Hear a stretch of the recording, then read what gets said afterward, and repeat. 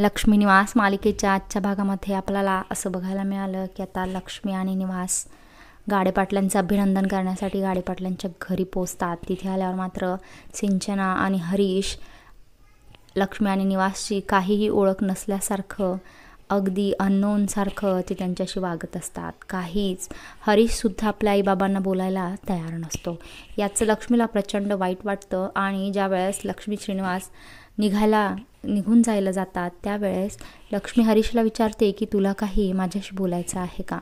त्यावेळेस हरीश मान खाली घालतो आणि मग लक्ष्मीचा राग अनावर होतो. लक्ष्मी जोरात हरीशचं तोंड फोडते. ती म्हणते की अरे, तू आमचा मुलगा असून आम्हाला तू हे सुद्धा सांगितलं नाहीस की तू इथे घर जावई म्हणून राहायला आलेला आहेस. आमच्या संस्कारांमध्येच काहीतरी कमी पडलेले आहे असं म्हणून लक्ष्मी जोरजोरात रडू लागते. भावना आईला आधार देते आणि हरीशला जाब विचारते की हरीश दादा, मी इथे राहत असून मलासुद्धा याबद्दल काहीही बोलणं नाही.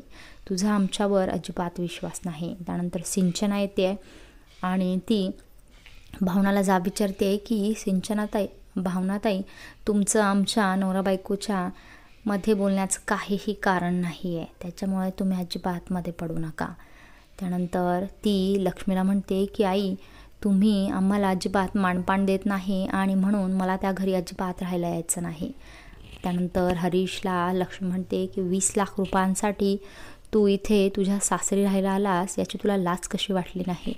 तू स्वतः ते पैसे कमवायला हवे होतेस आणि सिंचनाला पोसायला हवं होतंस. तू अगदी चुकीचं वागलेला आहेस. त्यानंतर लक्ष्मी आणि श्रीनिवास हरीशला आणि सिंचनाला विनंती करतात की तुम्हाला परत येण्यासाठी हा शेवटचा चान्स आहे. तुम्ही तुमची चूक मान्य करून पुन्हा आपल्या घरी राहायला येऊ शकता. सिद्धू सिंचनाला म्हणतो की सिंचनाताई, तू माझ्यापेक्षा मोठी आहेस तरीसुद्धा तू इथे राहायला आलेलं मला अजिबात आवडलेलं नाही. तू तुझ्या सासरी राहायला जावंस असं मला वाटत आहे. पण सिंचना सिद्धूचं काहीही ऐकण्याच्या मनस्थितीमध्ये नसते. त्यानंतर सिंचना लक्ष्मी आणि श्रीनिवासला म्हणते की तुमचं जर बोलायचं झालं असेल तर तुम्ही जाऊ शकता. आणि सिंचनाचं हे वाक्य ऐकून श्रीनिवासचा बांध तुटतो. तो लक्ष्मीला म्हणतो की आपली सून आपल्याला घराच्या बाहेर निघून जावा असं म्हणत आहे. आणि मग दोघंजण जड अंतकरणाने तिथून निघून जातात.